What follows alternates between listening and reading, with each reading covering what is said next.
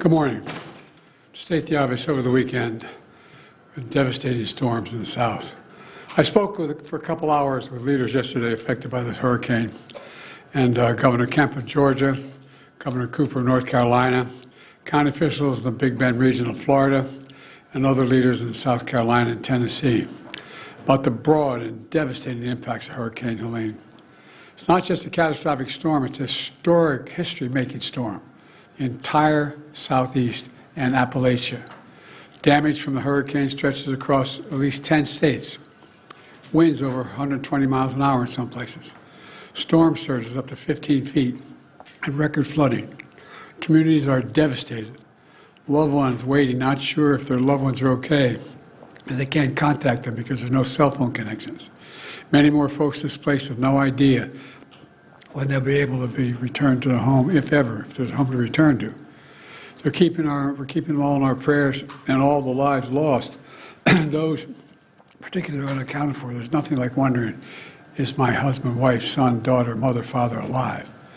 And many more who remain without electricity, water, food, and communications. Whose homes and businesses have washed away in an instant. I want them to know we're not leaving until the job is done. I also want you to know I'm committed to traveling to the impacted areas as soon as possible, but I've been told that it would be disruptive if I did it right now.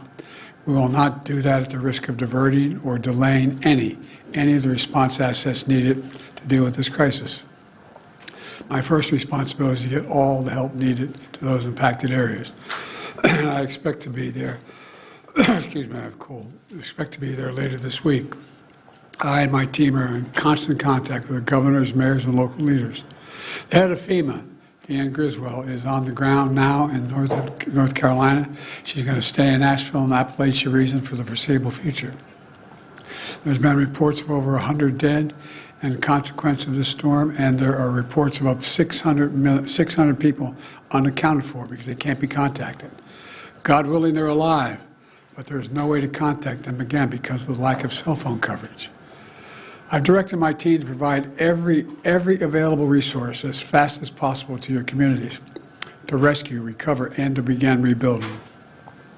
In addition to FEMA, it includes the Federal Communications Commission to help establish communications capability, the National Guard, the Army Corps of Engineers, and the Department of Defense are going to provide all the resources at its disposal to rescue and assist in clearing debris and delivering life-saving supplies. So far, that's over 3,600 personnel deployed. That number is growing by the day. I quickly approved requests from governors of Florida, North Carolina, South Carolina, Tennessee, Georgia, Virginia, and Alabama for an emergency declaration. And I approved additional requests for the governors of North Carolina, Florida, South Carolina, and for a disaster declaration to pay for debris removal and provide financial assistance directly to survivors. FEMA and the Small Business Administration are there to help the residents whose homes and businesses were literally destroyed, washed away, or blown away. And the federal search and rescue teams have been working side by side with state and local officials and partners in very treacherous conditions to find those who are missing. And they'll not rest until everyone's accounted for. I want to thank all the first responders and everyone who's been working around the clock. One of the brave teams who's volunteered to be there is from San Diego County Fire Department, set to travel all the way from California to North Carolina to help. But on their way, they were in a terrible car accident in Louisiana. We pray for their full recovery, but it was a bad accident. We know there's more to do, and we'll continue to surge resources, including food, water, communications, and life-saving equipment. We'll be there, as I said before, and I mean it, as long as it takes to finish this job. Let me close with this. As president, I've seen firsthand the devastating toll that disasters like this take on families and communities. I've been on the ground in many disaster areas since I've been president. Excuse me, and I've heard dozens of stories from survivors about how it feels to be left with nothing, not even knowing where or when to get back on track. I'm here to tell every single survivor in these impacted areas that we will be there with you as long as it takes. For the sake of yourselves excuse me, and your families. I urge everyone returning to their communities and home to listen to local officials and follow all safety instructions. Take this seriously. Please be safe.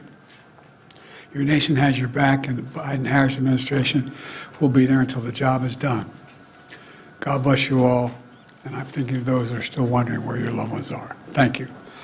We need to supplemental to help the people in the Southeast, Mr. President. Say again? We need to ask Congress for a supplemental. That's my expectation, yes. You know, roughly how much you're thinking? Not yet. This is a historic storm. It's devastating. They've never seen anything like this before. And some of them are back-to-back, 3 storms in a row. So it's really, really devastating. Would you consider asking Congress to come back for a special session to pass a supplemental? That is something I may have to request, but no decision's been made yet. Do you have a sense of where you'll go when you are able to go, sir? Yes, I told the governor of North Carolina to go down, and I expect to be down there by Wednesday or Thursday. It would be clear for me to go. You guys have traveled with me. You know, there's an entourage. This can be disruptive. Is there a mistake for President Trump to be down there today in Georgia? Is that disruptive? I don't have any idea. On another issue, on the other side of the world in the Middle East, it's our understanding... I'm going to stick with this. What's that? I'm going to stick with this subject, but go ahead. Well, it's just the fact that Israel may be now launching a limited operation into Lebanon. Are you aware of that? Are you comfortable with their plans? I'm more aware than you might know, and I'm comfortable with them stopping. We should have a ceasefire now. Thank Do you. you expect Iran to retaliate?